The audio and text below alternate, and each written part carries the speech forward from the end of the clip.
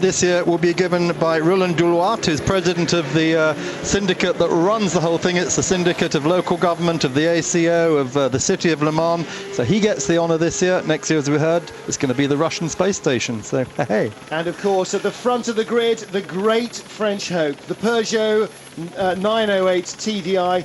HDI, the diesel car that will lead the field from pole position. Stéphane Sarrazin, the man who set the time, will be watching from the pit wall as Sébastien Bourdais, the three-time Champ Car Series winner, will take the green flag for Peugeot. Alongside him will be Dindo Capello's Audi. On row 2, Nicolas Minassian for Peugeot and Frank Bieler in the Audi #1, the defending car. And on row 3, Lucas Luhr's Audi. Alongside him will be the best of the Pescarolos, that of Emmanuel Collard. And on pole position in the LMP2 category, Adrian Fernandez in the number 33 dark blue Lowe's Zytek. Pole position in the GT1 category goes to the Aston Martin.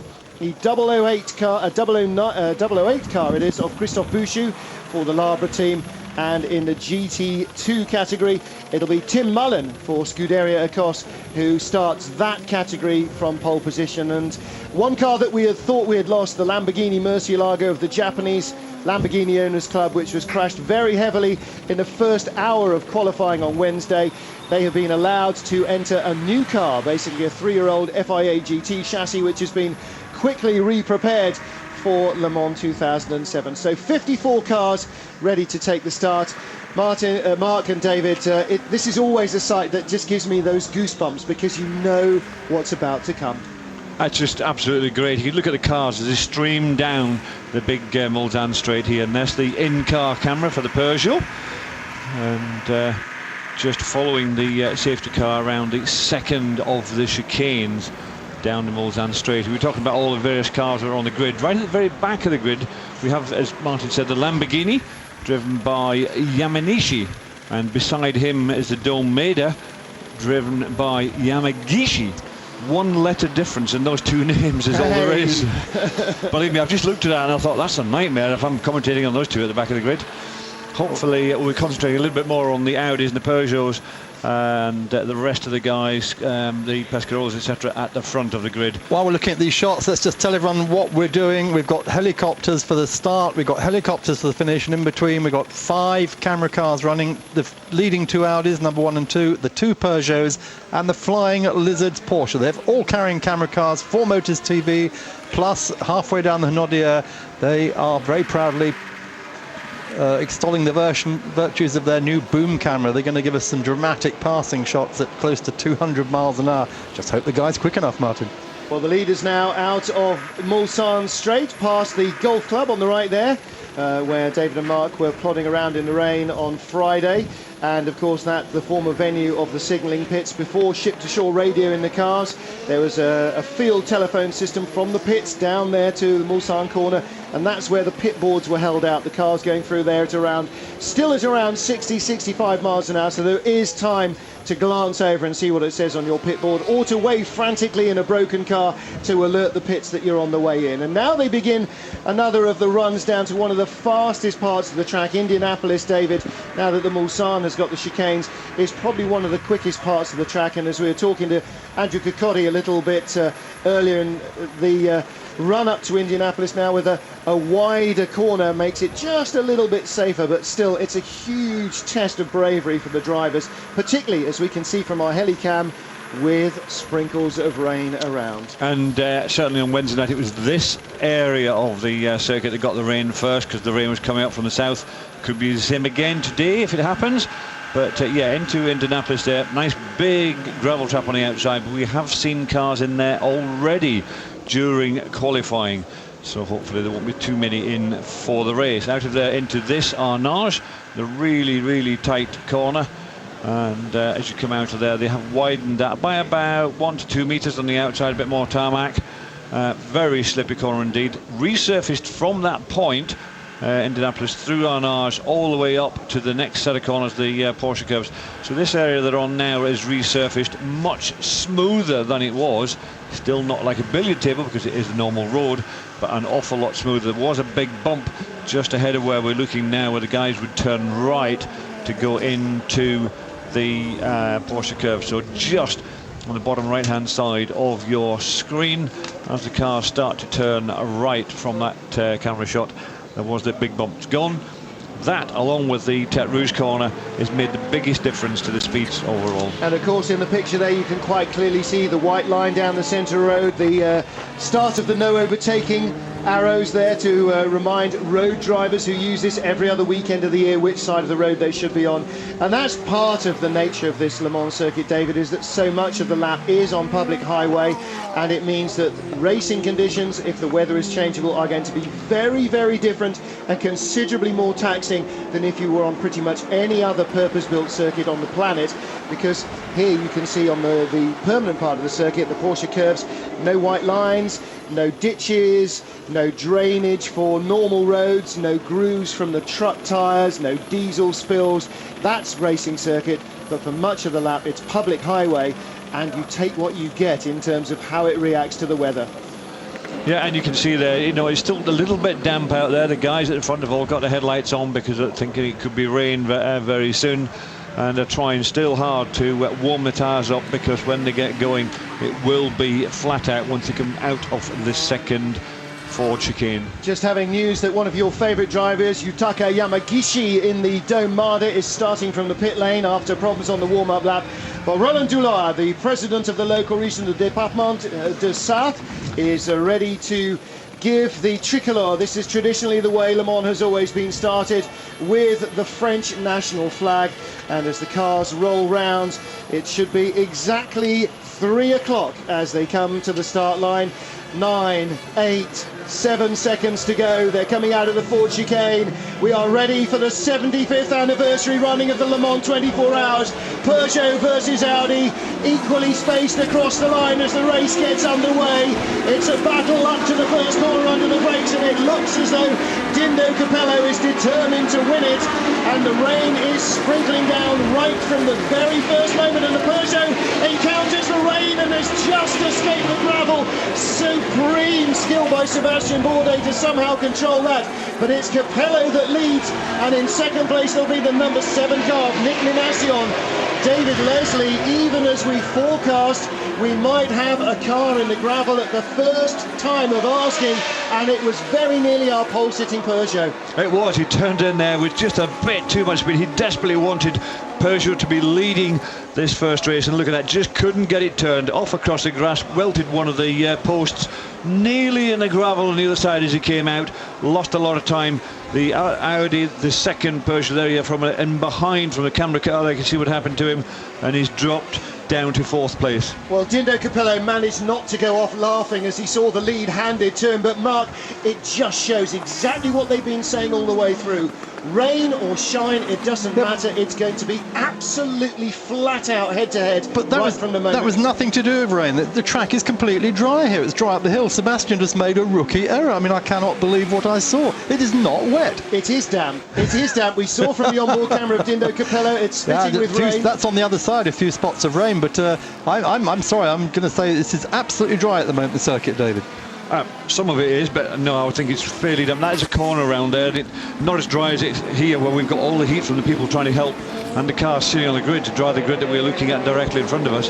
But I think that was a bit slippy when he went out there. But having made that mistake, he's now trying to get it back. Pulls out along the straight, and he's going to try and take that 3rd place away from the Audi. He does, as he's into the braking area for the Mulsanne Huge corner. roar from the crowd watching on the Diamond Vision screen as they see France's single-seater hero Sebastian Bourdais pull himself back up to 3rd place at the expense of the number 3 Audi. So he's got back by Lucas Luhr, and that means that in the first corner shuffling, look, Frank Bieler's at the back of the pack, and Lucas Luhr obviously got a good run through the first turn. Frank was badly held up as Sebastian skittered across the road there. We saw that, but he's got Nick Minassian in front of him. He's got to get by his own teammate Minassian to get to 2nd place, and then have a go at our race leader, Capello.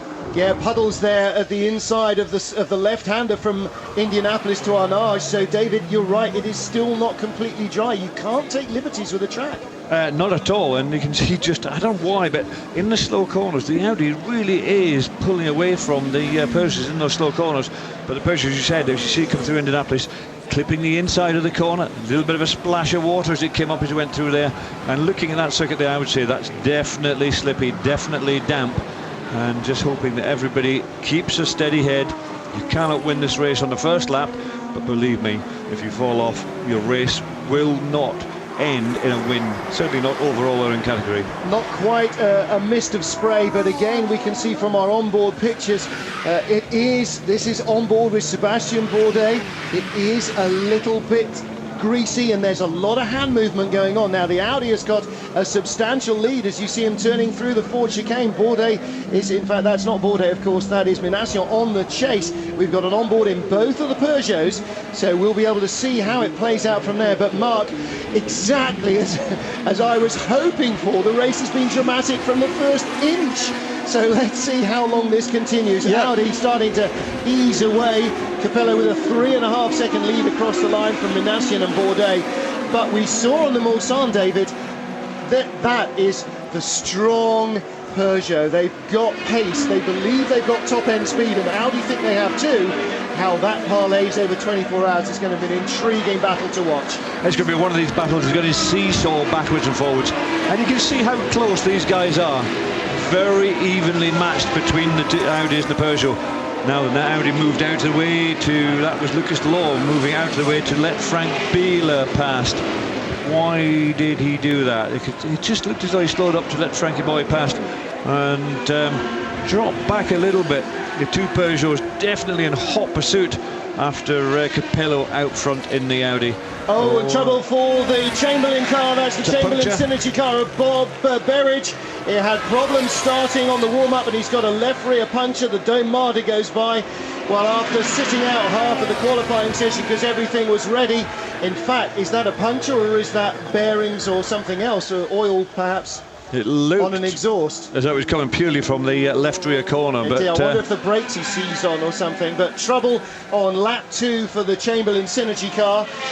So he will be heading in for the pits. He will be our first pit caller after the race has gone live. Now, David, on the Mulsanne, of course, the two Peugeots can use each other to pick up those few extra kilometres in terms of pace. But they have now really laid down the fact that they've got a battle on their hands with the Audis. Just saw the French Prime Minister there on the start-finish stand, François Fillon, and his Welsh wife, Penelope. We mentioned her before as they go through Mulsanne corner, past the old signalling pits yet again. Haven't seen much of the rest of the field at the moment, but we can tell you Adrian Fernandez is leading the LMP2 category. He's in 15th place overall. Whole gaggle of cars up behind him, and as we look down for the GT results, our screen breaking up at the moment. We are looking at Christophe Bouchou in the lead. Bob Berridge has come back into the pits as we watch the Peugeot swapping positions and repassing. Berridge is in the pits with a very deflated left rear tyre. Now, whether that was what caused the problem or the legacy of the problem, only the team will be able to find out. But tough start for them, and Peugeot attacking hard now. The Audi's right behind them as our race leader, Dindo Capello, races off. Sebastian Bourdais back in front of Nick Minassian, and Lucas Luhr and Frank Bieler giving chase. And again, Luhr is back in front of Bieler, so the two Audis are swapping positions. But look at Bourdais going away from Minassian. Now he's passed him. Minassian was obviously holding him up. Well, he was, not intentionally obviously, but David, with two equally paced cars, even with a slight difference in driver pace, you have to choose where you're going to pass to make it safe. That's right, and you know, the one thing you're not going to do is to have a coming together with your teammate when you're out there. Certainly not at the beginning of a 24-hour race. So he's managed to get himself past. You could see he was looking right, left. He looked more than once to try and get past Minassian out there. But Sebastian Bourdais now past, and I think you will see him stretch away from Nicolas Minassian. How quickly he can close that gap to Capello in front, I just not too sure at all. Capello very much putting in some really quick times out there. Well, there you can see the Chamberlain Synergy Lola. It's got a new tyre on, so it might well be that he had just picked up some debris somewhere. Don't forget, much of the public highway was covered in fans and beer bottles yesterday, and I know inside the circuit that's been a major problem on the roads. They were doing a lot of sweeping up of broken glass, and it's just possible that some of the racetrack might be in the same state. He may have picked up debris from anything, because with all the rain, David, stuff that's perhaps been sitting in the grass for a year or two may well have been washed into the edges of the circuit and across the road overnight. That's right. What they're looking at now, the back of the car, is because of the bodywork being damaged with the tyre that was burst. Well, as you sit on the Mulsanne with our race leader, we've just seen a quick shot of the Japanese Lamborghini Owners Club Murcielago, which has stopped at the side of the road. The car that was heavily crashed in the first hour of qualifying for this year's race and re-entered with a brand new chassis has stopped by the side of the road as the Chamberlain Synergy car leaves the pit lane. The battle is on for the lead between Audi and Peugeot. Great overhead views of the Mulsanne straight, and it's not a great view for Koji Yamanishi, one of the two Japanese drivers remaining. Marco Apicella not healthy enough to start the race. In fact, he's been readmitted to hospital. But Yamanishi and teammate Atsushi Yogo had at least hoped to get the Lamborghini into the race and continue for as long as they could, as far as they could. But with the Peugeots and the Audis battling behind our race leader, let's get down to Hugh Chamberlain and find out what was going on. Hugh, obviously the car came in there very quickly. We could see it had a puncture, but was there anything else going on? Yeah, what happened was we got a puncture down the Mulsanne, the first lap. Luckily, we saw it on the telemetry, told the driver, he slowed down, but it still was going too quickly because obviously he's on the Mulsanne, he's going 200 miles an hour. So we slowed him down and he brought it back. Unfortunately, it's damaged the wiring loom that goes to the rear lights. We have some temporary lights on there, which the officials agreed with, and he's gone back out with a new set of rubber. So we're now planning to get a new wiring loom ready, and then we'll put it on when he comes in for the next stop. Well, David, obviously problems starting early for the Chamberlain Synergy car, and as you can see on board here, the battle with the Audi and the Peugeot. This is Nick Minasion's view, I'm sure, because he's dropping down behind the Audis. Here it is from the outside. It is. That was Frank Bieler. You can see in the main picture when we're having that interview there, the Audi going past Nicholas Minassian.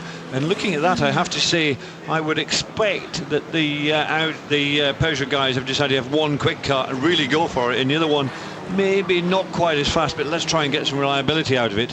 And you know, the Audis, they're flat out all the time, right from the word go. And now you've got who's the other one? Lucas Luhr right behind Nicholas Benassi, and he'll be thinking that he'll have that place as well. Well, of course, Lucas Luhr doesn't want to lose touch with the other Audis, because there are never going to be any team orders until maybe the final half hour of this race, and the Audi that's running fastest and longest trouble-free is going to win the race. All three of those Audi teams think that they can win the race, and they've got to beat their own teammates to do so. So if you let them go, then you're giving away the opportunity perhaps to stand on the top step of the podium here at Le Mans. So there will be no hanging around, and unless Minassian has got a slight drama or has been asked to stick to a certain pace, I'm surprised to see him even dropping back an inch from Bourdais. I have to say, looking at these cars and the way they're going around that big long right-hander before the Dunlop chicane there, it looks as though the Peugeot is much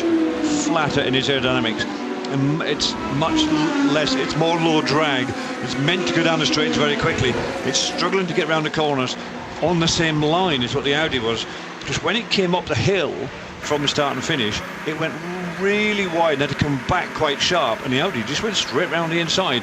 And the Peugeot is moving around on the circuit an awful lot more, so we've got a lot less downforce on these cars, the Peugeot 908 HDIs, than they certainly have on the Audis. Let's just have a quick look at what's going on in the other classes. We're not seeing any of those. Adrian Fernandez still leading LMP2 from Warren Hughes and from Michael Vergers, just 1.2 seconds covering those three. In GT1, Christophe Bouchou-Sayari in the Aston and the Celine. That's how they started, but David Braben's come up into third ahead of Ollie Gavin. And then looking down to GT2, Patrick Long has just taken the lead from Tim Mullen. That's just changed as we look, David. Yes, it is, and he's managed to obviously get through there just before the start and finish line to turn that around, having gone through for their second lap.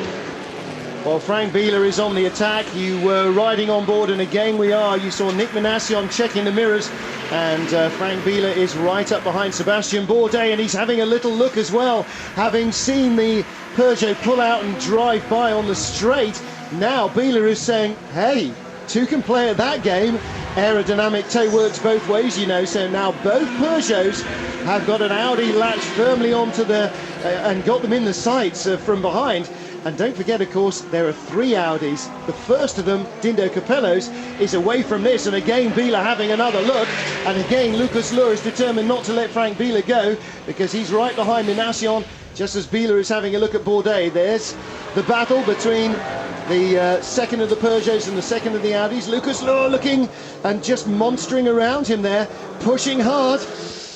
Again, when you come out of that corner, the Peugeot using all of the road, and the Audi not using all of the road. There's so much more grip in that Audi, whether it be aerodynamic or mechanical, whatever it is, than what there is in the Peugeot. Peugeot very much going for the low drag effect to try and get the straight line speed, which I have to say they've got. But you've also got a very good toe with the, you know, if you've got a big car behind you. Coming up to the Porsche curves with Lucas Luhr. Oh, in fact, that was Biela's view. Luhr has made the pass. Luhr is up ahead of Manassion into fourth. So that onboard view was with Frank Biela.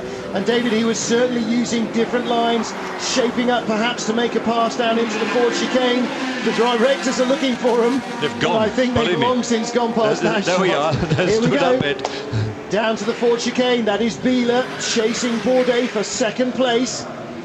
Behind, fourth place has already gone to Lucas Luhr. So exactly as the Audi team told us they would, they are running absolutely 100% right from the start of the race. And the best 100% is with Dindo Capello. Now watch these two as they come up through here. And it's a replay nice of the start, isn't it? Wide turn. And look how much neater in the Audi is before he turns into the chicane. He doesn't have to use all of the road. He's finding it so much easier to drive the Audi than what Nicolas Manassion is, or sorry, Bourdais is, trying to drive that Peugeot around there.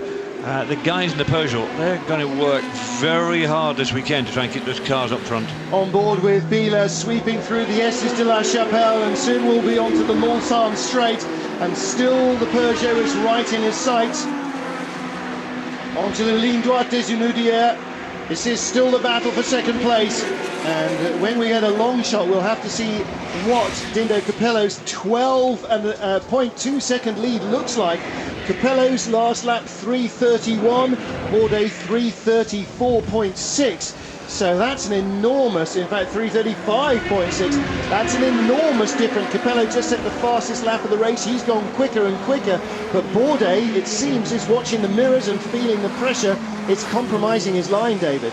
It is. He's very much got a mirror full of Audi, and that's always going to be a problem because you don't always take the right line. You're just trying to make sure that you're keeping the guy behind. Peugeot desperately want to be at the beginning, you know, front of this race. They don't want to give that away to anybody, and they'll be very disappointed that Capello's got away. But nevertheless, they're going to fight for their position all the time. Sebastian Bourdais, you can see him really using every ounce of that circuit to try and get through there and try and stay ahead of Frank Biela. Frank's following quite nicely, quite easily. They are now starting to catch the back markers. Yeah. One of the domes, that's Japanese the dome. And that's Yamagishi, of course, and just catching Ben Alcott's Ferrari. I imagine Joe Macari will be starting that, since he's the only one who's raced at Le Mans in the full race before. It is Joe that started, and you know, Joe's an experienced racer, so he'll know to keep out of the way of these quick guys and just let them go. You'll have seen the leader gone through. He's got Biela's two really through sensing now. a chance. Oh, here down he comes, the he's inside. made the move, he's covered the Peugeot, that's it, he's through, second place, up to Indianapolis, he's still got the line, and Bourdais can't sit out there, it's not Elkhart Lake, you can't make it around 2x2. Exactly where Luhr made the pass on Manassion, and as David said, the Audis just have got so much better traction, grip coming out of Arnage down there. This is going to gladden the hearts of Audi. Let's just give a quick message.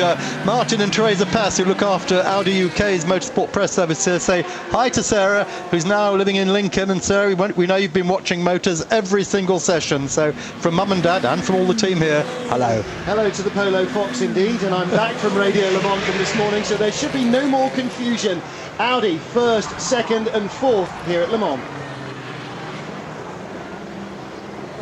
Matthew, obviously the tyres are going to be a big factor here this weekend. How difficult has it been for you? Well, I think the weather forecast is quite unpredictable, and there will be very soon a couple of showers which make the tyre choice gamble for most of the team at this time. All of them are using slick tyre, but we're expecting the rain to be coming fairly soon, and I think depending on the choice, the right choice or the wrong choice, we will see a lot of gaps between quick cars and slow cars, so I think it's going to last for at least part of the day, and normally it should be better at night. Well, you're looking at the battle in the head of LMP2. There are the standings. Adrian Fernandez in the Zytek ahead of Warren Hughes, right ahead of Warren Hughes. That's literally less than the car length between them. There's the third place car, Michael Verger's Zytek. Stuart Mosley in the Radical is fourth, and Tommy Erdős is fifth. And David Leslie, there was a problem with the RML car. Tommy was not in the car, not strapped in as the rest of the field was rolling away. Was he just having a comfort break before the start, or...? I was in their hospitality at the time, and they came running up. There was about 3 or 4 different guys from the team, including the team manager Phil Barker, saying, where is he, we need him now, we need him in the car. And Tommy just hadn't realised the time. He was just sitting in the back of the hospitality having a chat with somebody, and all of a sudden he had to take off and run down to the car to get in. And I could hear the car starting. I'm thinking, well, he should have been there, because I knew he was starting. That's a nightmare I've never had. We've all dreamt that we've been somewhere else when the programme started without us, but when the race started without us, Mark? An historic moment here. We've got the Gulf Barazzi Epsilon chasing that Zytek of Adrian Fernandez. 40 years since the first Gulf car. First advertising was allowed here in Le Mans. Gulf won that race to Gulf Porsche and bring it right up to date. Does he go? Makes the move. Can he make the move on? No, Adrian blocks him. And he spun it. Ran out and that's two Formula Ford teammates having a Formula Ford race there. They haven't met each other since Formula Ford days. Well, while Michael sorts himself out, of course, Lowe's is the newest ever sponsor here at Le Mans. It's Adrian's sponsor in American racing, in what was Grand Am last year he's racing in, now this year of course in ALMS, and here we go again. Verger's just runs out of talent. He's got his cap on back to front again, obviously, and so Adrian Fernandez bringing Lowe's here, one of America's major home improvement places. Oh, and that's the Krone Risi Ferrari. Tracy Krone with a Peugeot battle coming up right behind him. Distracted with his eyes in the mirror, David, and didn't get his foot off the brake quickly enough. That's very easy. He just decided he was going in too quick, pressed harder on the pedal, locked the front up, and then it was never going to turn. These cars, you know, that Porsche does not, that Ferrari does not run ABS brakes, so he needs to pump the pedal to get it stopped. He could have got it stopped, he was thinking about it. He panicked, straight in, across the gravel he went. He had the lead battle behind him, and that's plenty of pressure.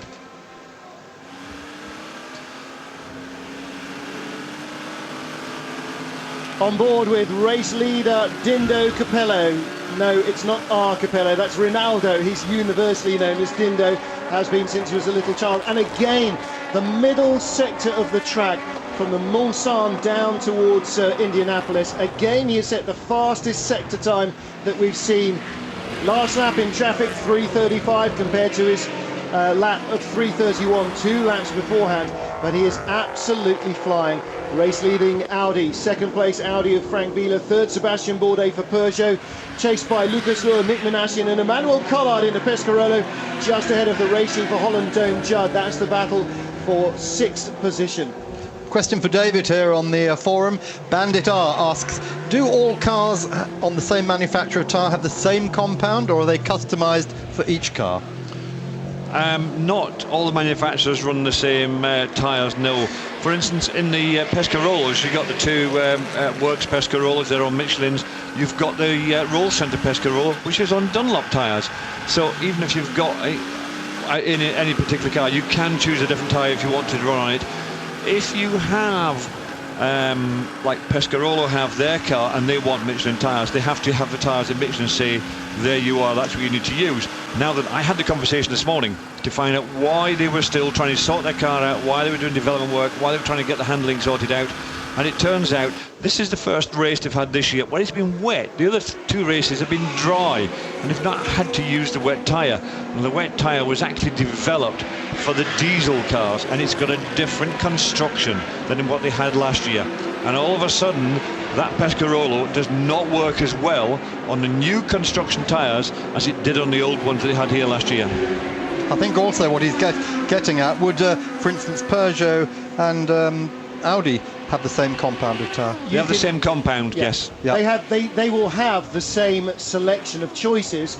They will find, presumably, that one different tyre works better for their car in a certain situation, maybe than it does for a rival, but they will all have access to the same tyres from the same truck, as long as they're for the same size wheels, which of course they are. We did hear from Ollie Gavin this morning in warm-up saying that Corvette had a choice of 6 different types of wet tyres, so that was, that's really confusing. Which one are you going to use? I think that's far too many. But in the pits, very early pit stop from Christophe Tanso. Tracy Krohn's come in from the gravel traps. We didn't see any problems for the Pescarolo Judd.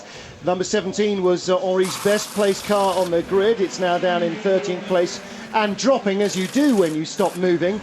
And obviously, as you can see, it's getting a fresh set of tyres, and it's had fuel, but really, to be coming in after 20 minutes, you assume that it had, I don't know, half a tank of fuel in for some reason. But there's no urgency here in that stop, David. They just looked at the car, changed tyres quietly and just sent it out. Well, I wonder if he was, maybe the team had alerted him to something that tyre sensors were picking up, that maybe he had a slow deflation, and when that happens, the tyre starts to get a really big hot pattern that the thermo sensors pick up. So it may have been an advisory stop from the engineers to him rather than the other way round. you did hear Hugh Chamberlain, when we interviewed him, saying that the engineers noticed there was a puncture and told Bob Berridge before he knew.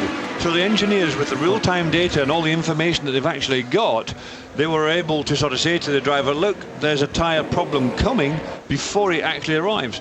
Maybe Pescarolo did exactly the same thing. They seen it arrive and they said, get in here quick, we want to sort it out. And that's exactly what car 17 did. On board in the GT class with the Flying Lizard, the number 80 Porsche, and on board with, who started that one? Jörg Bergmeister, I'm thinking. Looks like his helmet inside. And the class being led by Pat Long at the moment. The 76 Porsche, the IMSA car right in front of him, the IMSA team. And of course, Pat Long, factory Porsche driver, sharing with Richard Lietz, another factory Porsche driver, and Raymond Narak, the businessman who runs the IMSA group of service stations or service centres. And there's the Pescarolo of Christophe Tanso. Doesn't seem to be any the worse for its pit stop, but David, as with Chamberlain, you don't want to be coming into the pits any more times than you need to. However, I don't think we're going to see any great records set for lack of time in the pits, as we have done 2 or 3 years previously, because we're expecting it to be a bit of a come as you are in terms of changing tyres. That's right. When it starts raining, people are going to be popping in, popping out. But if you can stay on your tyres for as long as possible rather than coming in to change them, it will pay off in the long term. Now, that's where the real experience of some of these drivers are going to pay off, because if they can leave them out on slick tyres on a damp circuit, then that, on the long run, will be an awful lot better.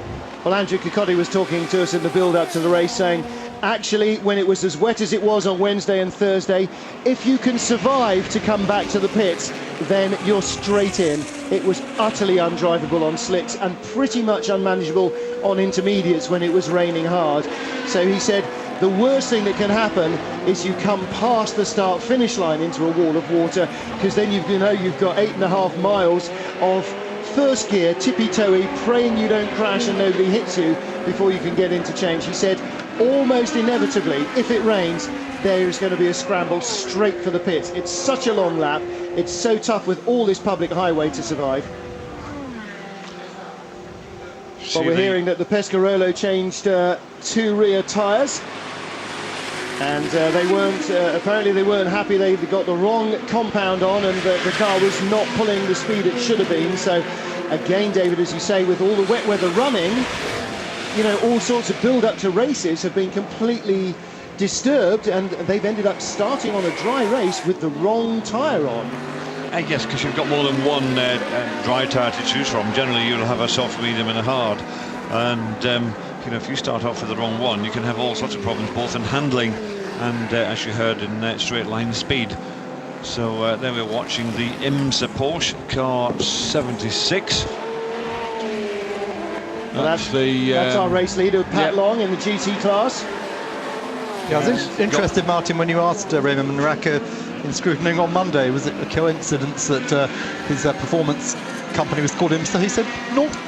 No, borrowed the name before it was re-registered by the American Le Mans Series and the Panos operation. But they are, as you quite rightly said, one of Porsche's 2 recognised teams there. And David, there's been a lot of rumours this weekend that with only 4 Porsche 911s here this weekend, it may be coming the time soon where we might not see a Porsche at Le Mans for a year or two. Porsche for this category, GT2, have been around forever. And a couple of years ago, that's all we had. I think we had only like 2 Ferraris or something, and every other car was a Porsche. But you know, times change. We've got Spikers in there, we've got Panos in there, and we've of course got the Ferrari 430 GT, which is the car that's really giving the Porsche a hard time. And this car, in various guises, has been around for an awful long time. And it's getting to the point is, you know, how much more development is there? How much quicker can we make it go? Or will it simply, you know, that's as far as it goes, and therefore we've got to try and think about something different. And, you know, it can't go on winning forever, and at some point it's going to be sort of pensioned off and left alone, and something else will come along and take its place. But of course Porsche don't have anything at the moment, so... But of course it is only in its 2nd year of development, the new 997. This is its real first season out racing, so they still think it'll carry on the brand. And of course they've got LMP2 cars as well. We know from Adrian Fernandez telling us that the Honda team want to be here next year. And of course in America, we are seeing in the American Le Mans Series Penske Porsches and Rob Dyson's Porsches racing. And I know for a fact, for years Dyson has said, if I have the right car, I would love to come back to Le Mans. I would love to race Le Mans. Now, how that works with the ACO not wishing for factory teams or not wishing to see factory cars, maybe Penske won't come, but maybe Dyson will. Yeah, but it goes beyond that now. We're hearing that Porsche themselves are saying they will not let their cars race, petrol cars race against diesels, and this is becoming a big issue now, and this is going to get bigger and bigger over the next couple of years. The customers might want to do it, but if Porsche says no, then you can be sure the customers won't do it. Of course, unless there are any diesels in the LMP2 category, that might open that loophole, because what you say with one hand, you not necessarily follow through with the other. Yeah, but the thing is, the reason that these cars we're looking at, the Audi and the Peugeot, the reason they're running, one of the reasons they're running diesels, as well as the fact it's the quickest thing out there, is because both those companies sell an awful lot of diesel cars. Porsche, no, they don't have a diesel at all. And of course the other thing we talked about before the race started was the hybrids, and I've got a cutting from the Sunday Times here last week. Peugeot getting ready for its first diesel hybrid. A diesel hybrid, a diesel electric. That's going to be something interesting. And we've had those on the railways for years, haven't we? They've been moving forward in technology, fuel technology, for many years, so it will continually change, and Le Mans leads the field in that type of change. Interesting as the Peugeots and the Audis come up into traffic, how they're diving around on the straight, breaking all the rules of crossing the white line and not, but safely through there. Sebastian Bourdais leading Lucas Luhr and Nick Minasian. This is the battle for 3rd place, of course. Dindo Capello being chased by Frank Biela, who's now the quickest man on the circuit. But Luhr Martin is about to take that place off Bourdais. Watch this. And remember what's happened at Arnage the last 2 times we had a pass on a Peugeot. Well, coming down to the 2nd chicane, they were very close. They were in traffic, but now it looks like the track is clear ahead of them. Out of Mulsanne, more slower cars in front, and Bourdais has got to deal with these absolutely right. Battle for 3rd place here at Le Mans. Sebastian Bourdais in the Peugeot with Lucas Luhr diving to the inside, exactly as we've seen the Audis pass the Peugeots before, and he'll get by and box in his rival behind the Alphon Adventures Corvette. Or does he? No, he doesn't. He'll have to follow him and dive through to the inside. David Leslie, the Audi really is very strong out of Mulsanne. It is. He seems to be able to get that run through the first kink. He has to follow, and then immediately comes out to that first kink. There he is alongside the Peugeot through the 2nd kink. Now they're doing 200 miles an hour side by side through that 2nd kink before they come down into the Indianapolis corner, where they have to sort of a bit of a lift through the first part and then really hard on the brakes to get stopped and turn sharp left. We have Audi pit crews out on the apron. The crew of car number 1 are ready. Frank Biela in 2nd place, last lap 3:32.6 to the leaders 3:32.9. The gap is down to 17.9 seconds. And there you see them. It's car number 1, they it's Frank will be Bieler's expecting car. Frank Bieler. Let's ask why. We're only 30 minutes into the race. We're nowhere near Frank the Bieler first, had a good lead. Now that lead's disappeared completely, and they've caught him. He's going into the pits, and Bieler then, I'm He's got a assuming, problem. may have a problem. He's got a problem. I think it could be the same as everybody else, got a puncture problem, in which case you can see it on the telemetry. They've read it to him and tell him to come in. Well, one thing that has not happened is he has not run out of fuel. That would have been, well, we know he's done it before. That would have been a disaster if he managed it twice. He certainly will never do that again as long as he lives. Into the pit box comes car number 1. As you see, the Peugeots now motoring behind Lucas Luhr. They are 3rd and 4th. And what's going on with Bieler? They're checking underneath the car. Tyres are ready, but not going on yet because he's receiving fuel. As long as the fuel's going in, no one else can touch the car, nothing except for safety items. They've got none of that to do. They're trying to get all the photographers and people out of the way. Fuel's off, straight back out, no tyres. That's very interesting. The Michelin men did go around the car and have a close look, but he was definitely slowed because they were all over the back of him and passing him before he actually turned into the pit lane. Driver change at Cruise Motorsport. They're taking fresh slick tyres as well. The Cruise team you saw just getting in there was Norbert Ziedler. So Joan de Portales, who started the races out. Third driver in that car is Tony Burgess. And here we are again with the Peugeots, it seems, closing a fraction now on Lucas Luhr. Once more, he gets onto the straight though, and he starts to stretch his little legs a bit more. Certainly staying ahead, but why is Bourdais fallen back into the clutches of Manassim? This is the other question. It's perhaps they're at the absolute limit at the moment. But Diana, if you're down there, if you can get along to the number 1 Audi pit, find out exactly what was that about. Maybe it's the tortoise and hare thing. Maybe Frank was told to come in earlier, try and break up the sequence of pit stops. It always outfoxes the opposition. Somebody out on the pit apron at Peugeot as well, so when you've run up to Audi, run back to Peugeot and find out what's going on there. Bourdais, well, we've heard already, haven't we, from Pescarolo that they did not have the optimal tyre choice on the back of the car. Maybe that's exactly the problem at Peugeot. How much experience have they got of this race? None at all. How much background have they got to go on? None at all.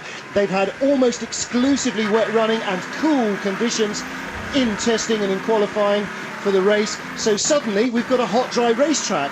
It's not beyond the bounds of possibility that, again, they've got a softer compound on than they really would have liked to have done, and it may well be that the tyre is now starting to give up a little bit of its performance, and as a result, maybe the two cars took different choices based on what the drivers wanted, and maybe they have not got all the data they need to make as good a guess of what the weather and the conditions are going to demand as Audi have. We've got people at Audi getting ready for another car to come in. We've got people at Peugeot getting ready for a car to come in. And we weren't expecting them to be in this early. They're going to be having 10 laps by the time they come in. Now we're expecting them to do 12 laps, a tank full of fuel. They did an extra lap, don't forget. When they refueled, they went out. There was a lap to come back to the start line. They had a lap behind the safety car. It's generally about a lap and a quarter's worth of fuel when you do it slowly like that to take those 2 laps. So you've lost a lap and a quarter. They'll have done 10 laps by the time they come in. This next lap, both Peugeot and Audi, add that together, that's 11 and a quarter laps worth of fuel. David, sorry, but Bill Binney has badly held up the Peugeots through the Porsche curves. There's nothing he can do about it. He's got to drive through them, but look at that, they've lost about 20 car lengths because of Bill Binney. Capello, the race leader, on pit road. 10 laps completed, and Dindo Capello is in the lead, is in the pits. And this again is going to look like it's a standard. Now then, bearing in mind that if any hour of the race is going to be shown live, it's going to be the first and the last. With Peugeot on pole position, have Audi possibly short-filled to try and be able to overhaul them as quickly as possible? I actually think, their lap where they are now is where they want to be. But in comes the number 8 Peugeot. That's the first of the Peugeots into the pit box. Again, refueling, out they go, and you can see them just having a look round the car to make sure it's okay. Switch the headlights off. You've got to kill the engine when you're sitting still. And I'm sure the Michelin guys have had a look round, have a look. They want to make sure there's no damage underneath the car, because don't forget, this was the car that went off on the very first corner and bumbled across the grass there. And David, Chris Parsons just pointed out to us that in fact Manassim got ahead of Bourdais on that lap. And a long time starting that car and getting out of there. So has he got a problem? Nope. Well, now, it may be that because you've got 3 Audis and 2 Peugeots, they are staggering them and bringing them in a lap early and 2 laps early for Audi, or a lap early for Peugeot, so you don't have both cars arriving at the end of 12 lap stint on the apron at the same time. Chaos. But we've had one car in, second car in straight the lap after, and then that leaves the next car to come in, the next Audi come in next lap, and that is the maximum number of laps they could have done. So rather than bring 2 cars in together, because they're so close on the circuit and refuel 2 cars at the same time, they've staggered them 1, 2, 3, 1 lap after the other. Peugeot, I am sure, will be in next time with a second car, number 7 car, but right in front of them is that Pilbeam Judd number 20 in the garage, directly in front of the Peugeot garage.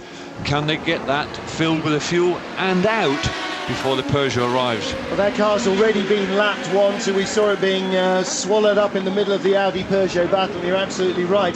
They don't want that car sitting there, so they have to swerve in around it. So hopefully Mark Rostone, Chris McAllister and Gavin Pickering's car will be gone, but there is...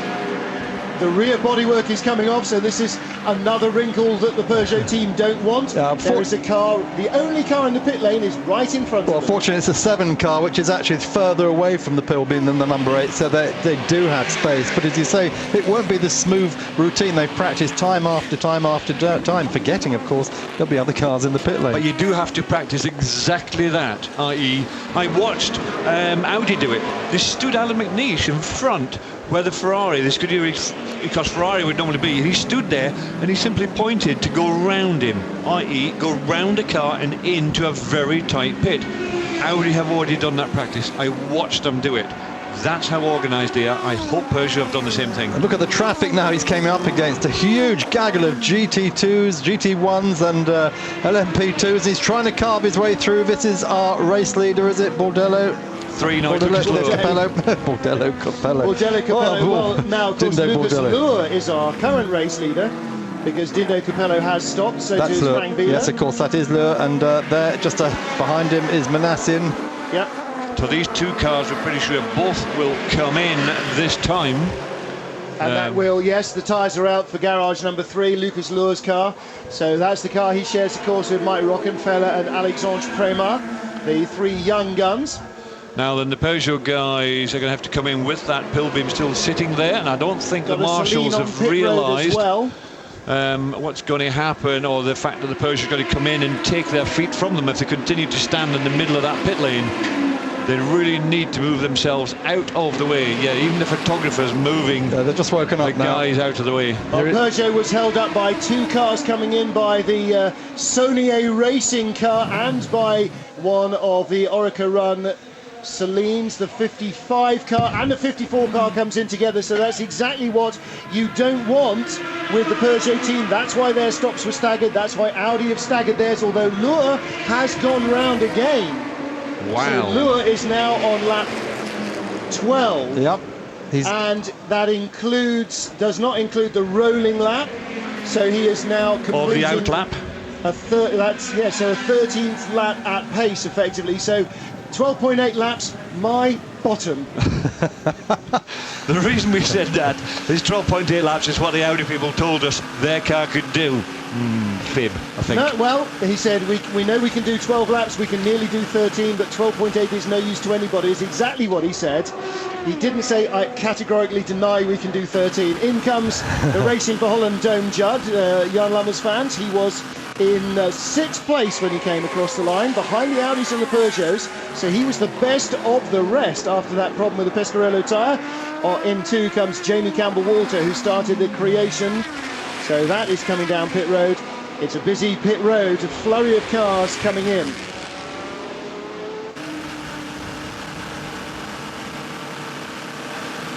Lucas Lure leads Le Mans 2007 for Audi. You're looking from Dindo Capello's car.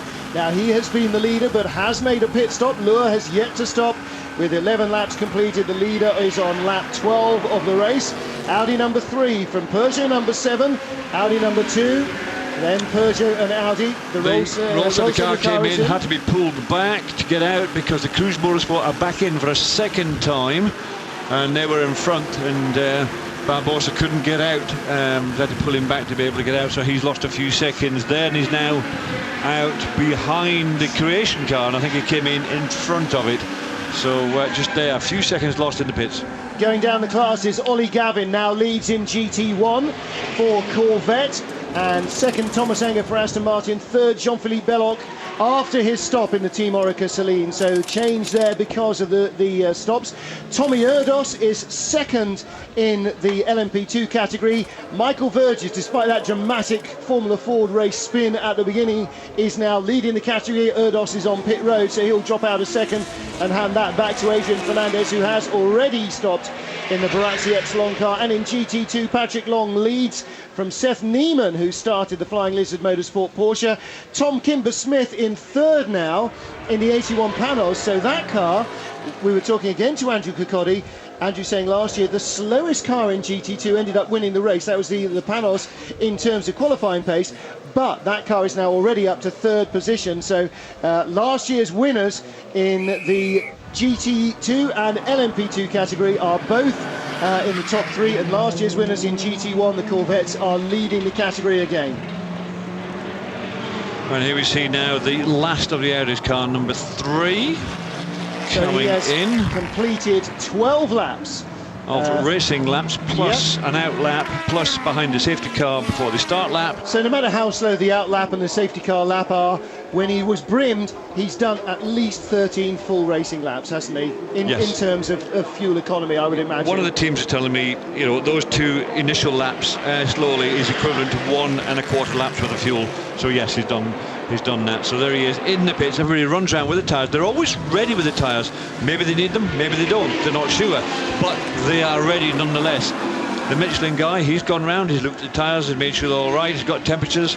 And just behind this, we can see the Aston Martins coming in, 008 and 007. And Corvette 64 as well. So we have got a lot of GT1 action on the pit lane. 64 is our race leader, Ollie Gavin, in the CompuWare Corvette, although the Aston Martins both came in front of him. So let's look back at the timing screen. No, it does say the first GT1 car was Ollie Gav from Thomas Enger, Jean-Philippe Belloc and Ron Fellows. So the Aston Martins, one from the Aston Martin Racing Team 007 and one from the Labra Team 008 into as the PSI Experience Corvette.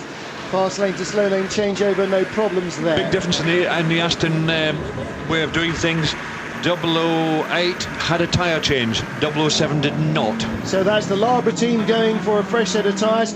007, which is the Aston Martin Racing Team, or Pro Drive Run Team as we know them, that has not gone for a tyre change. Sticker tyres on Ollie Gavin's car, so there is a full tyre change and a tank of fuel underneath Ollie Gavin.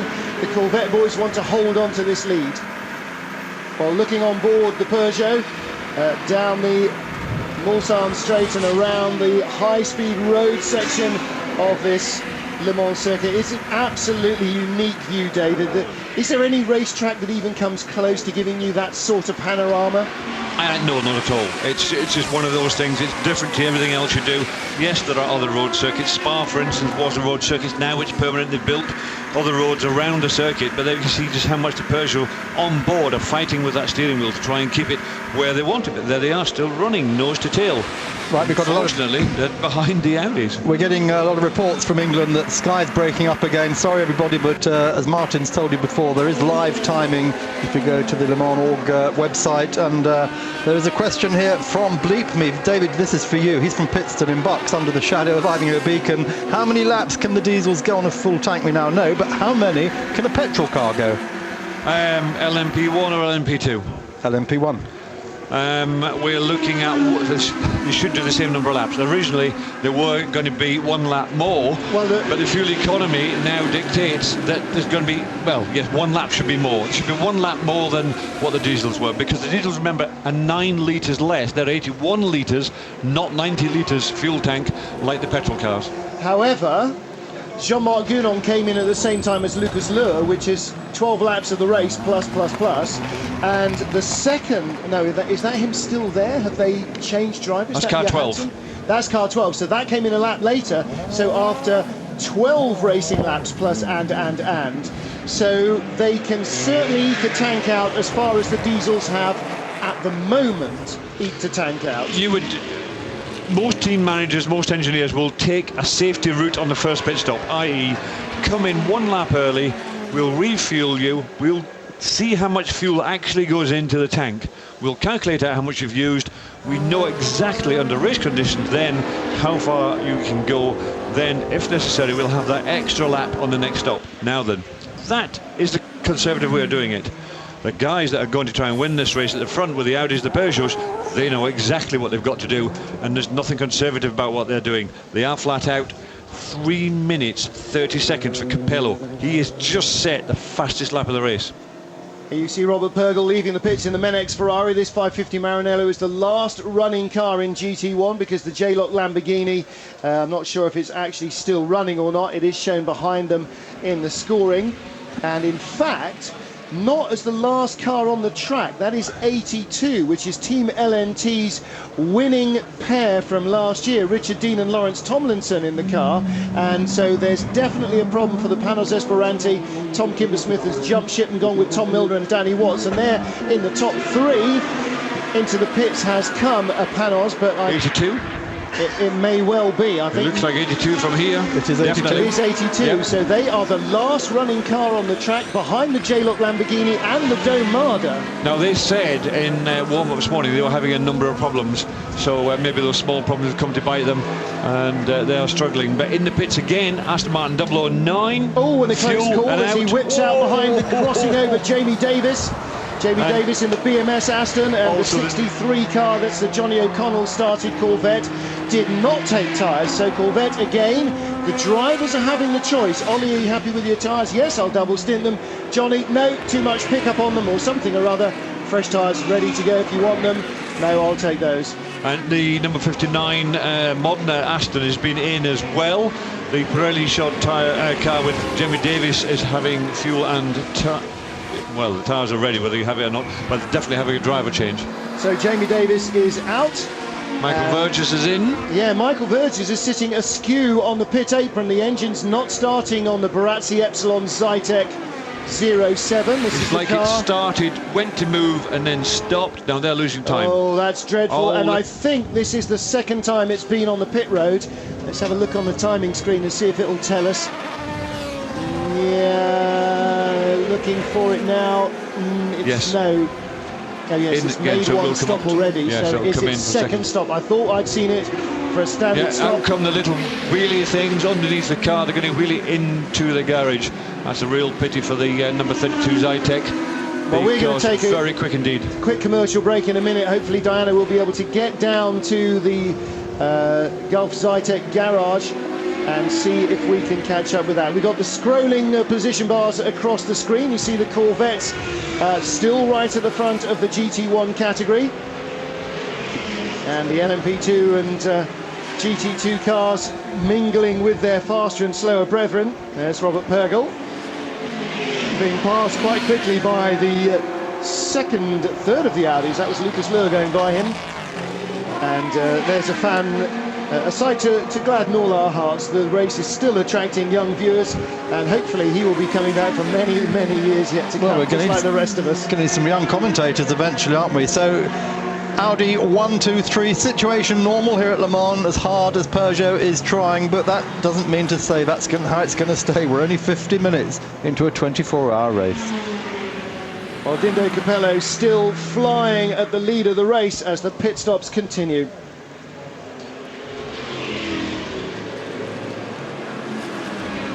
On pit road is the Scuderia Ecos Ferrari, and that has come in from fourth place in the category. Now up here, just before the start of the race, we had Andrew Kokotti. Chris Niarchos is at the wheel, so he's the man.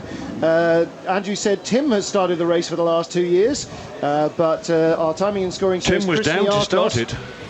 So maybe it's showing that Chris Niarchos is now in the car. No, that's Tim Mullen's helmet. I can see the yellow there. So the Irish driver is in. He's receiving tyres.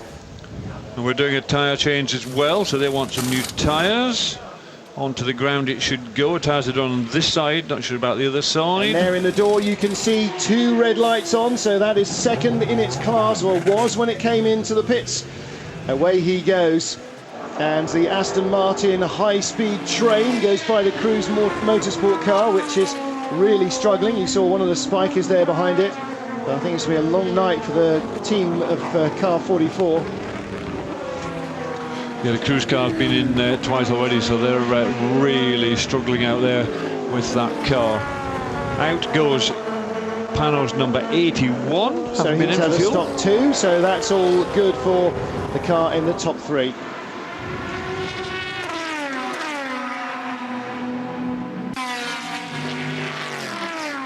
Busy Le Mans circuit with lots of overtaking going on here.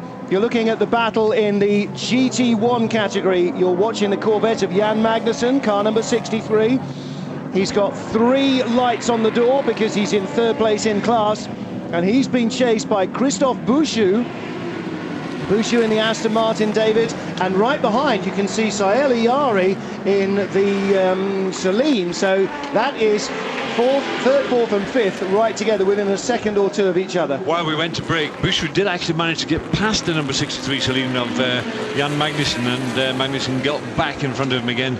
So these two having a real battle out there for 3rd in class. Out front, David Brabham with his Aston 009, Peter Cox with the 007 car, and of course that's the 2 Wirtz cars that are out there.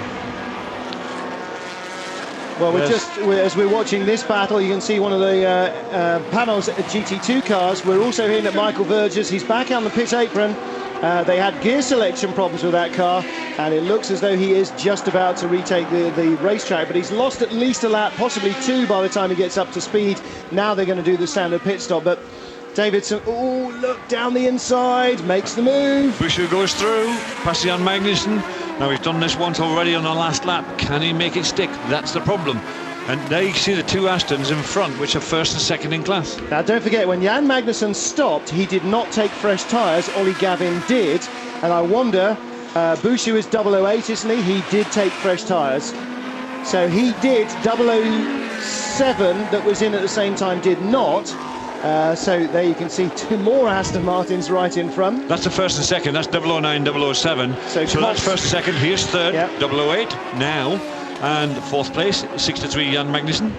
Then Sael Iyari in the Orica Run Celine. Ollie Gavin, who was leading early on, is now down to 6th place, and that may be solely because of taking tyres in his pit stop, because the battle is covered from 1st to 5th is 6 seconds.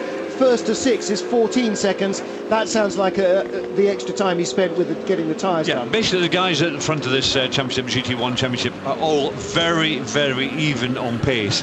So therefore, if you spend more time for any reason whatsoever in the pit lane, you will go a little bit further back. Now we know the Celine was a little bit further up. It took time to change the tyres. It's a little bit further back. So many times you've heard the drivers say out there that the more time you spend in the pits, the further back you'll be. It's really a battle to spend as little time in the pits as possible. And even a tyre change, if you can save a tyre change, it helps you move forward.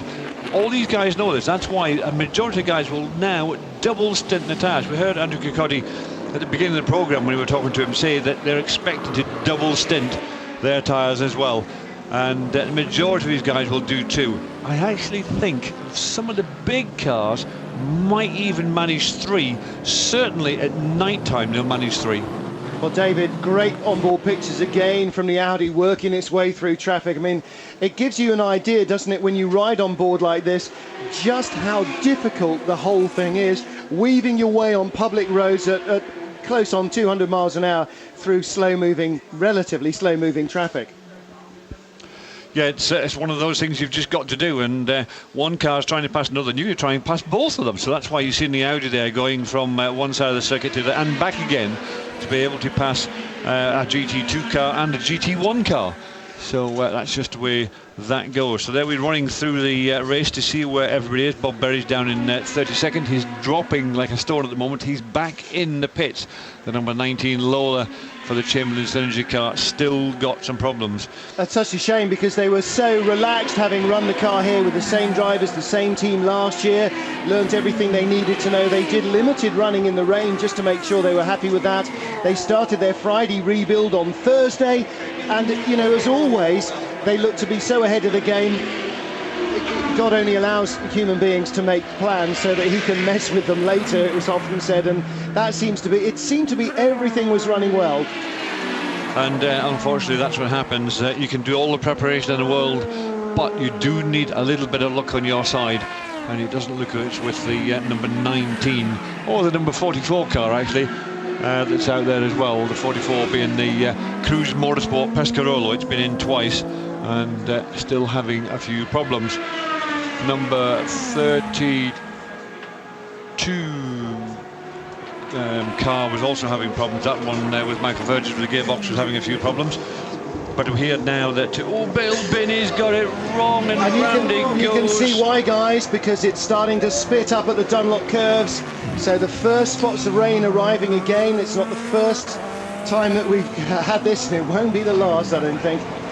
Nope, there we are, and that's what happens when the rain comes. The circuit looks very polished, very slippy indeed. Guys, more cracks in Peugeot's strategies. The oil flags go out to show it's slippery. We are only 1 hour into the race, and we're told Marc Genet is at this moment putting his helmet on in his Peugeot garage. What does this mean? It means they know that the rain was due. They've seen the rain arrive. If the driver suddenly goes, I want tyres, bang, driver change as well. Do it while you're putting wet tyres on, so he's going to be ready if in a lap or 2 laps or 5 laps the car comes in for wet weather tyres. David?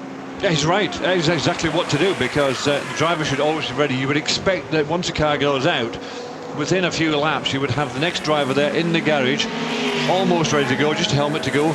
And if something like this happens, we've got a spit of rain, we're not sure what's going to happen for tyres, please balaclava on, helmet on, get ready to go. The driver can sit there in relative comfort, just waiting to be told when he's got to get the car, because if the car suddenly dives in, you need to be ready. There's no good saying, well, I've just got to put my helmet on. That's time in the pits you can't afford. It has to be in and out of the pits as quickly as possible, as few times as possible, because these cars, we keep saying, run flat out for 24 hours. The big thing is how little time they spend in the pits. Well, you just saw the race leader making a 4:30 Ferrari, which in anybody's terms is a quick car. Looked like it was absolutely standing still. Dindo Capello whistling past Carl Rosenblad on the straight there. He shares that car with Matthew Marsh and Jesus Diaz Villarreal.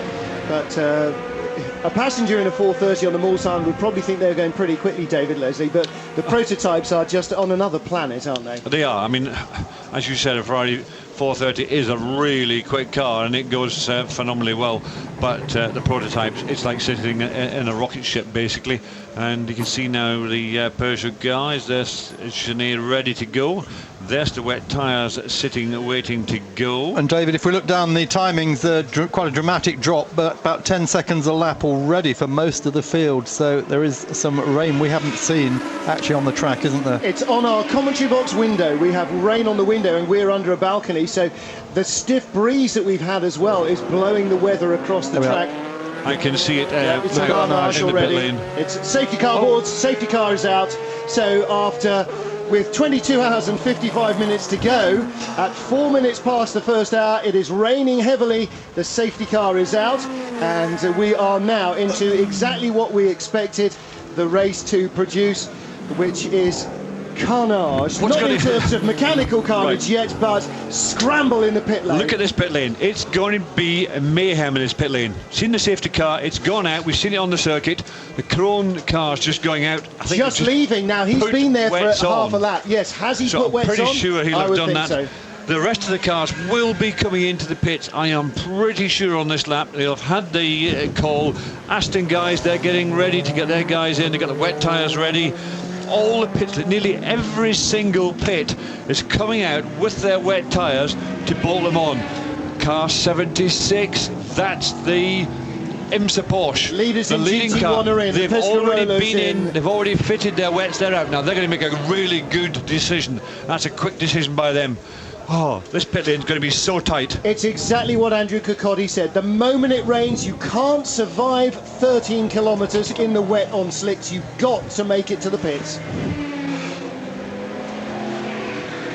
Safety car is on the circuit, and the pit lane is abuzz. Cars are jammed in at an angle now at Corvette, because 63 was already there when 64 arrived. They're going to have to do pushing and pulling, backwards and forwarding, but the former class leader, Oliver Gavin, is back out on wet weather tyres. Ben Orcutt nearly runs into the back of him in his 78 Ferrari. But There are a couple creeping round, and that's a very major mistake. The Domado, well, we've seen him have lots of wet weather practice crashes, but that was an Audi, was it not, going It was past? an Audi. Audi have tried to run all their cars, But he's doing without 30 miles coming an in. hour. Yeah, the safety cars are. He's not going to go very far until he catches it. And but majority of cars have come in. Bosa's still in the roll centre. Radical been in and had wet weather tyres. And here Let's see what these two cars do. This is Lure and Minassian with the wipers on, of course, because He's got wipers. He can do that. The Yeah. Audi guys have got a visor on their helmet, and hopefully it's nicely polished and clean. Okay, well, there is a pit crew out on the pit Oh, the apron. Radical's been off. Oh, he's skated off.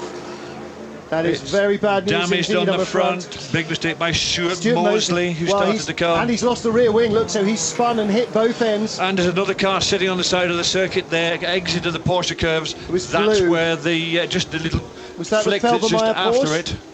Was that a Porsche, the Felbermeyer car? Not sure. Whatever. 3 safety cars, of course, on the circuit, David, so they will be picking up clumps of drivers at very different points, and we'll have 3 little gaggles going around, and they will be released differently as well. Well, now, Audi, I said at the beginning, the small teams have to watch Audi, they have to watch Corvette. The weather is, collision in the pits. Adrian Fernandez's car's been hit by the 24 car. Braking on a wet track in the pits has come car number 1. So Frank Bieler is in. It is number 7, the Peugeot. It is number 8, It the is number 8, Peugeot. the Peugeot. And the 24 car is right in front of them. That's going to be their real bugbear, the Noel Del Bello car and the Pilbeam Judd, which share the garages before them. And it was the Noel Del Bello car coming in, which hit the Fernandez car going out. You can see tyre change on the Audi. That was Liz Halliday in the It is indeed. Noel Del Bello And car. I think she's staying in. No, there's going to be a she's going driver out. change. Peugeot out. Oh, No driver Peugeot's- changes at Peugeot. It's out before the Audi. There is Yes. a driver change at the Audi. Frank Yes. Bieler's out. In So, goes in goes Pirro. Pirro. This is the winning car from And 2006. it's out Away he goes. behind the Peugeots. But they have done a driver change, and there was no driver change at Peugeot. Nope. But we expect But it is on wet tyres. we expect believe it's on fuel wet and tyres. tyre change to take enough time that a driver change won't make any difference. So I think we might need Diana to go and ask at Audi if there was a reason why their pit stops were longer than their pit stop was longer than the Peugeot's pit I'm stops. trying to work out if it's actually still raining out there on the start and finish straight or not. Well, you see, now here we go. How much do Audi determine what the drivers are going to do? Are we having Bieler on the radio going, I want wet tyres? Are we having Lure and Capello on the radio going, it's not wet enough, I want to stay out? Maybe they decided that they will do Stagger different them strategy. again. Yep. Some will stay on slicks, some will go on wets. So they've got both sides covered all the way through. When they came in, Bieler came in first for fuel. He was the first on the stagger. Maybe the others will now come in consecutive laps, assuming the safety car stays out. I mean, we've only got 23 hours to answer all these questions. It's going to take us a lot longer than that, I think. But it's the showers here at Le Mans that's causing so much problems. It was the same in qualifying, because what happened is Tom Christensen walked in the pit Christensen is lane ready waiting to go. for his car to come in. Tyres are coming out for car 2. And, wet on one part of the circuit, dry on the other part of the circuit. Which tyres do you put on? Will it be wets, full wets, or will it be intermediate wets? Which tyre will stand up the most to what's going on? Well, I tell you what, whatever Manueli Pirro reports by the end of this lap will decide Audi's strategy for the other 2 cars. I don't expect to... Oh, look at the puddles. I don't expect to see another car in until he's completed at least one sighting lap, catching a safety car. Emmanuel Pirro then on board that car with Frank Bieler, and just had onboards here on motors of the Flying Lizards car. First time we've seen those onboards. Flying Lizards at the moment, Martin, are where are they placed in the Bergmeister is second in GT2 now, yeah. behind teammate Richard Leitz, well, not teammate, but factory co-driver. And they were amongst those who stopped both those cars, weren't they? So that's the order at the moment. Tim Mullen is third for the Scuderia Cos Ferrari. Jaime Melo is fourth for the Risi Competition team. They have not hit the front of the field yet, Risi Competizione, despite that starry driver lineup. Fifth in GT2, Alan Simonson, and that's a good opening stint from him in the 93 Auto Orlando team Porsche. Johnny Kane sixth for Spiker. 81 Panos is seventh, but apparently it's pilotless. Matthew Marsh is in the 83 Porsche Ferrari rather in eighth position. Well, he won't hear me, but hello, Matthew. Long-time colleague of mine. 007 and 009 are back in. Now, we saw this before. 007, the ProDrive run Aston Martin racing entry, didn't take tyres at its fuel stop, but the 009 car did at its fuel stop, and there's now, no, 008 did, didn't it? So 007 has just had a quick splash and then there's no tyres. Great overhead shots here of the driver change. There we are. That is Capello handing over to Tommy Kay. Tommy Kay. This is his return to racing. First time he's raced in anger since that DTM crash at the beginning of April at Hockenheim, and we're all very happy he's back here. Obviously fully recovered, and let's hope he has a great race now. David, new nose. Different nose. One out, high one downforce nose for Look wet at weather. that. How organised that. It's not the guys who take the nose off and bring the next one in. Two guys take it off. The minute they cross that white line to go in the pits, another two come out out of their white line to put that on. I love the way they do their work. You're only allowed 4 guys. Nobody says it has to be the same 4, so they think outside the box. Exactly right. Exactly right. That's exactly what they've done. Now, we've been told that Tom Christensen has still got slicks on. The shower seems to have passed.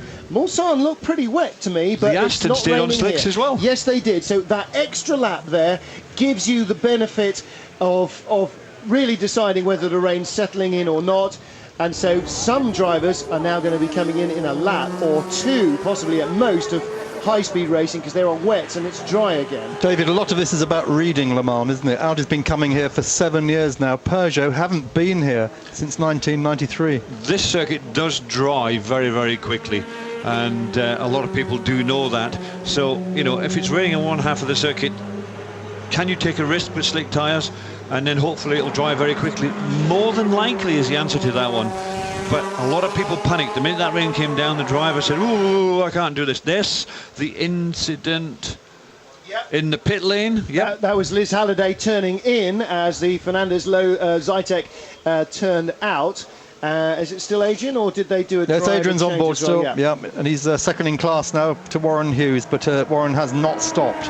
No, and it's, again, as we said earlier at the beginning of the race, it's very windy, which we happen to have over the last few days, so there's a very stiff breeze blowing, and the shower has passed, and actually, where in the direction the weather's coming from, it's not looking too bad, so I don't expect the safety car to stay out too long. But then we're just surmising. Mike Rockenfeller is ready to jump into car number 3. Now, Lucas Luhr came in on after 12 laps on lap 13. Right, and it's only now lap 19. Yeah, so this is where you start to read the race and see what's happening. The tyres are going to stay on slicks for most of these guys. The guys that know a little bit more about Le Mans, that's what they're going to do. But you can do a pit stop much quicker and lose much less time behind a safety car. The time it takes to come in, fill it full of fuel, send it again without doing anything else to it, maybe driver change maximum, then get it back out before the next safety car comes round. You haven't lost any places on the circuit. You can catch back up to the train that was out there, and basically you got a free pit stop and you've topped your fuel up. So that's what some of these guys are doing. That's what the Astons did when they came in, and that looks as though what the Audis are doing when they came in. The Peugeots were first in, and I can't remember whether they put tyres on or not now. Everything's happening so quickly. We're only an hour in, and never mind what Audi and Peugeot are doing with regard to each other. All 3 Audis are on completely different tyre and fuel schedules. This is just everything up in the air, and in 24 hours we're going to have to see how it settles. But we did say that before we started, because of these showers that have been coming. They've been coming now since Wednesday. On, off, very, very quick.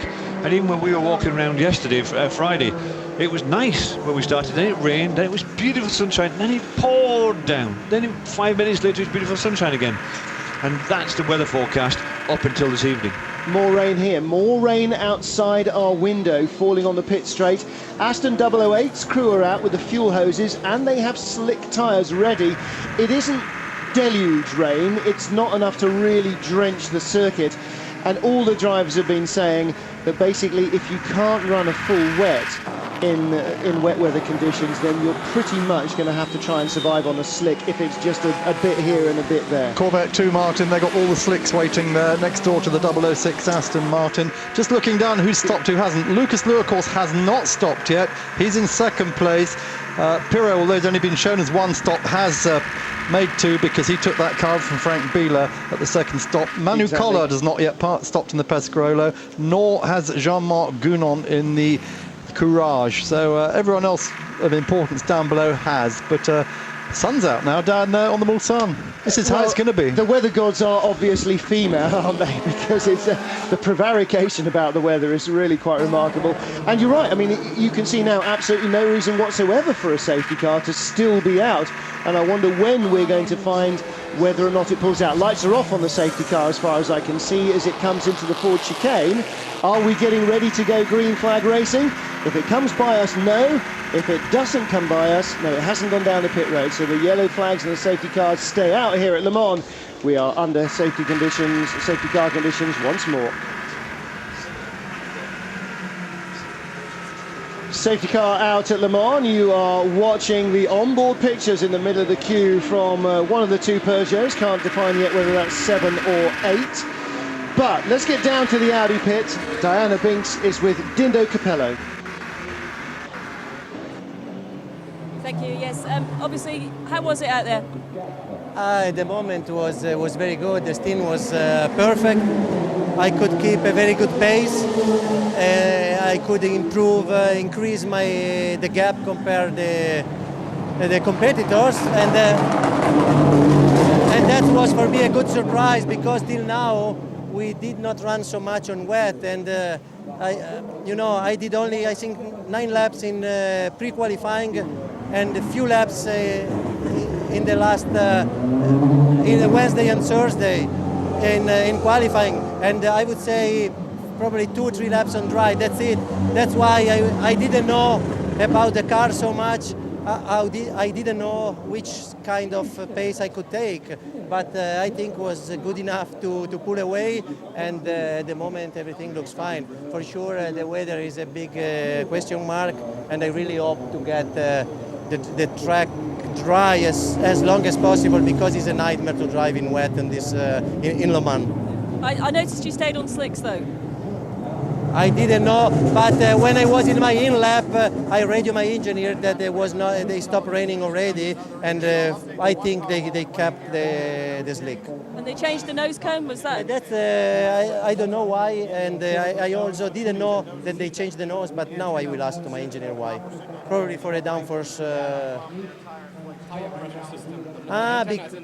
Because the TPS, the tire pressure system, it didn't work since the first few laps, and here is very dangerous, and then it's better to lose a few seconds in the pit for a safety reason than continue without tire pressure information. Fantastic, great work, Diana, and Dindo's question answered by his own engineer. The tire pressure warning system we talk about so often was giving them false readings, so new nose, new tire pressure system, and it helps the safety factor there. So while Diana's down there, David, I'm going to ask her if she can just scoot up the hill a little bit to the Brook-Laddie Radical team and find out exactly what's happened there.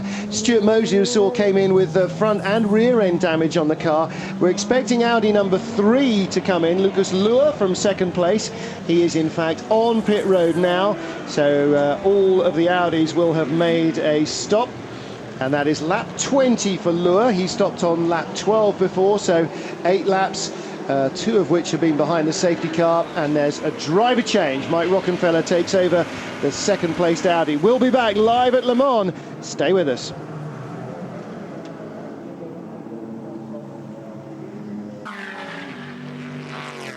Red flag is, the safety car is back in. We're back under green flag conditions here at Le Mans, where Audi are first and second. Tom Christensen has taken over car number 2. Mike Rockenfeller in car number 3.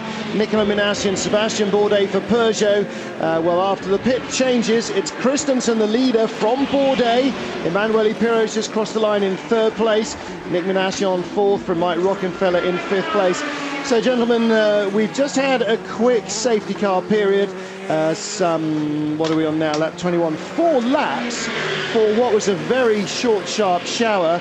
Of course, for the organisers, it could have developed into something more substantial and didn't, but there were also a couple of cars that they had to take care of that were at the side of the circuit, so safety being paramount, I think the organisers decided just to keep the safety car out as long as they possibly could. A couple of questions down in the pit lane that we're going to try and answer. Diana's trying to get a hold of Stuart Mosley, who we saw bringing in quite a badly damaged Radical. David, he was the guy that was caught out most by the rain, but as they go by Bob Berridge, it's another Peugeot Audi battle, and that is Bourdais second, Pirot third, Minassian fourth. That's how close they are behind the safety car queue.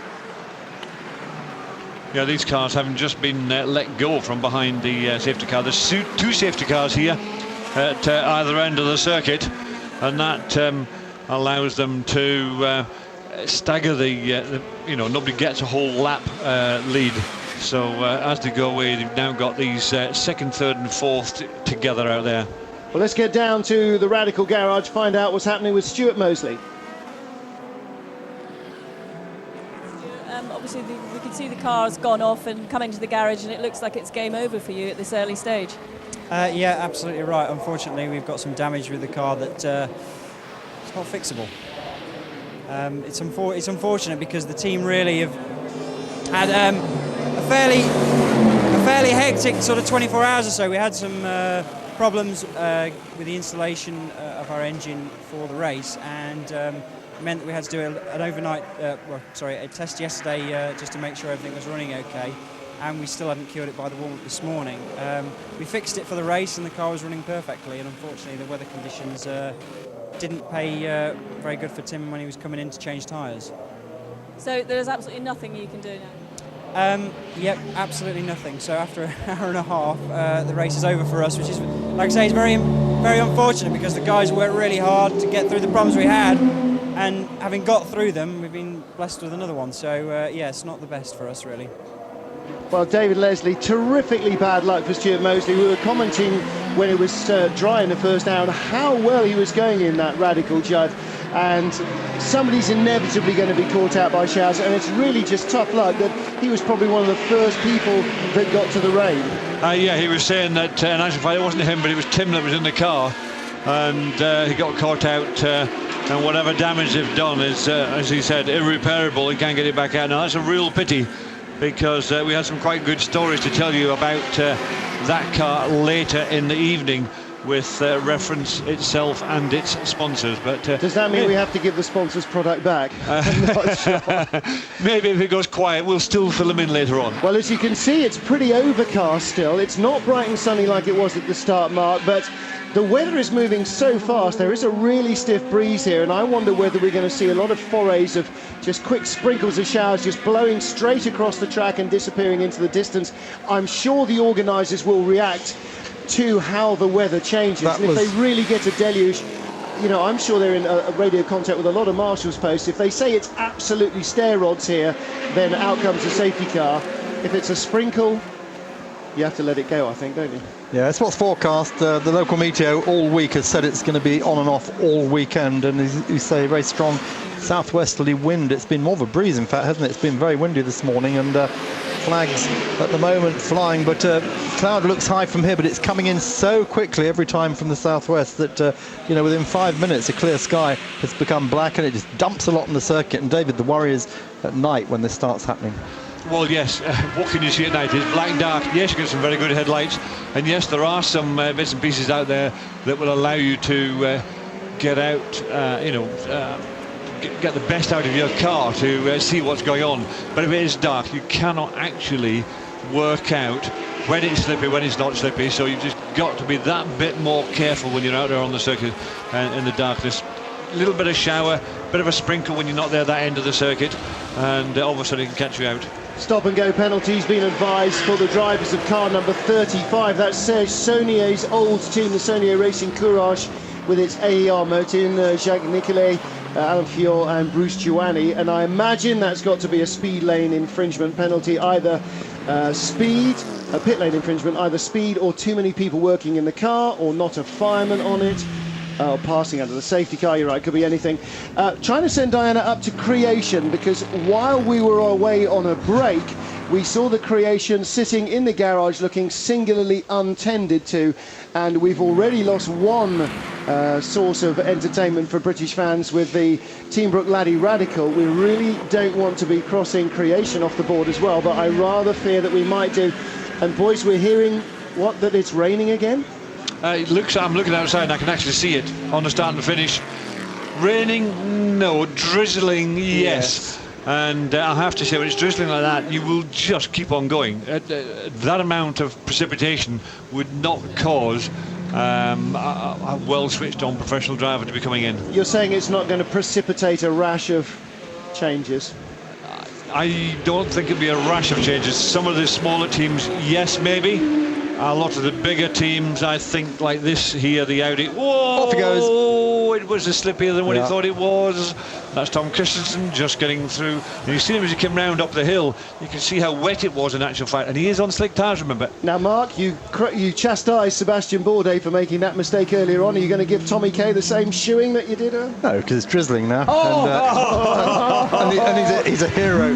We said it was wet before. Guys, what is so impressive here? I know he's only made one stop so far. Warren Hughes leading LMP2 Absolutely. was just in 8th place overall. Marcel Fast has just gone past him. But of course, this Kifl ASM team, the Lola, the Portuguese run Lola, was the LMS champions of last year. They only just missed out here at Le Mans, and Warren doing a great job in that car, lapping very, very fast. And he, of course, has put a gap between himself and the Tommy Erdos RML MG. Adrian Fernandez has dropped down the order a little bit. He had a pit stop and a collision, so I think they may have had some concerns about that. Fernandez, in fact, we can't even see on our screens at the moment.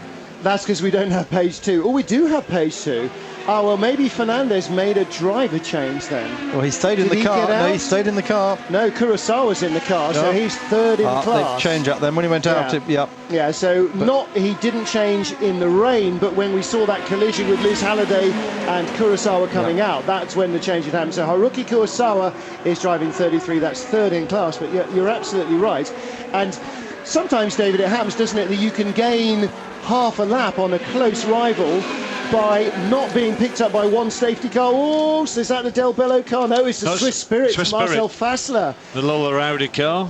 Marcel Fassler, and he was in 7th place, 8th place, behind Alex Young, who incidentally has taken over. He's had an off at one of the chicanes. There's one of the Pescarolos forcing its way past an Aston.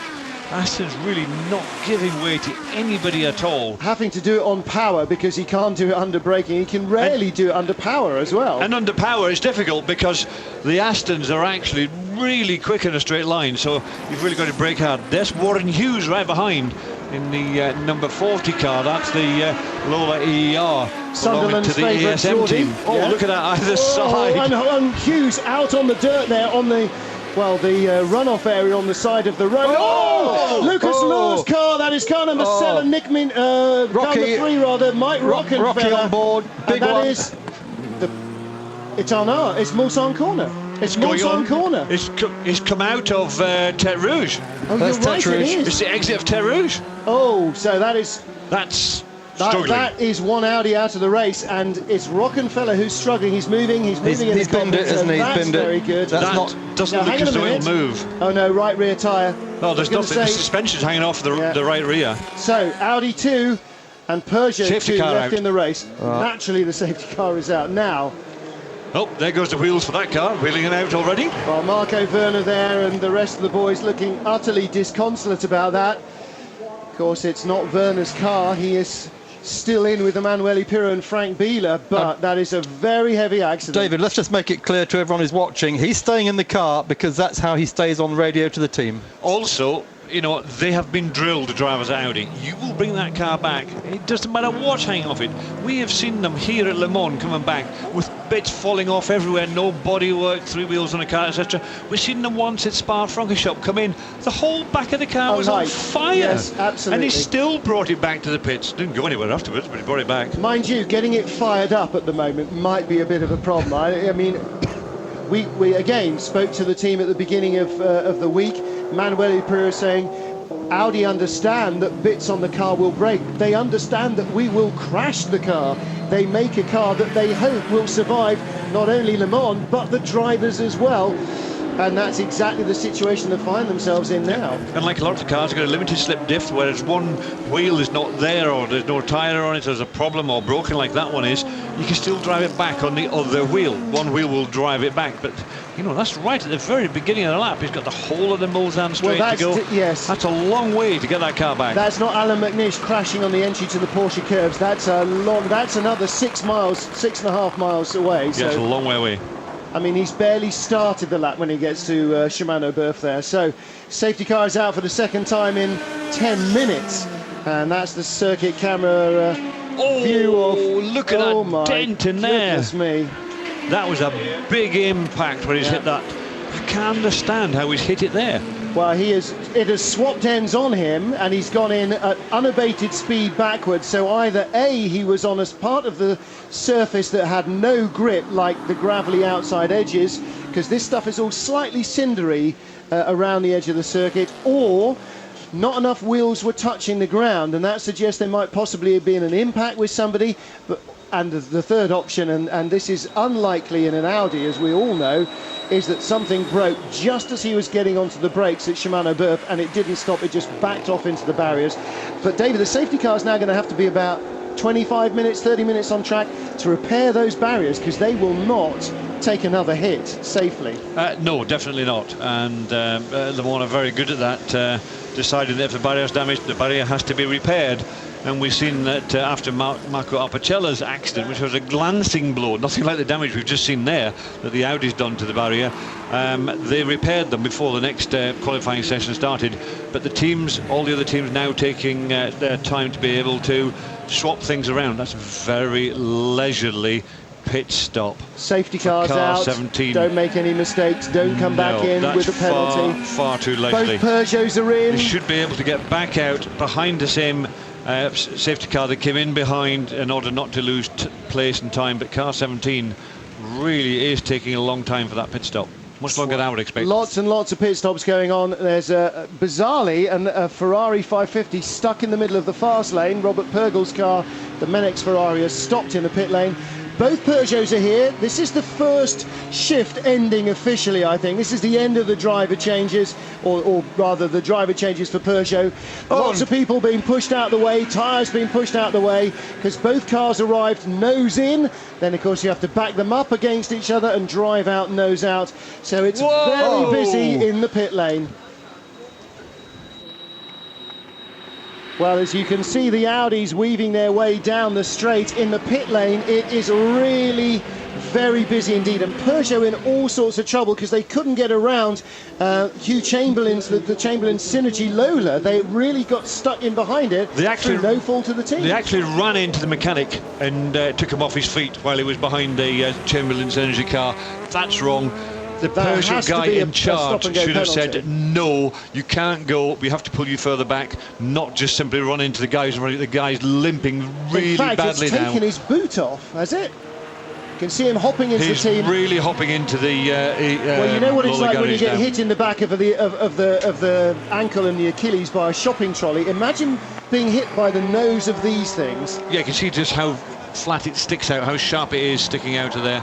And they've managed to pull the Audi out of the way, not completely out of the way, but certainly back a little bit. What's going to happen there, I'm not sure. The Ferrari 550 Ferrari Menex car was pulled back to its pit garage and set off again. Whatever was wrong with that's gone. So, safety car out for the second time, and it's only 4:30 in the afternoon. Hour and a half into the race, 2 safety car periods, and only another 23 hours to go. This is Michael Verger's car still being worked on, so all sorts of problems with that. That's not a gearbox problem. No, that's not. No, that's left front suspension. We'll catch up with that and all the other stories when we come back. Stay with us. Diana, I don't know where you're going, but boy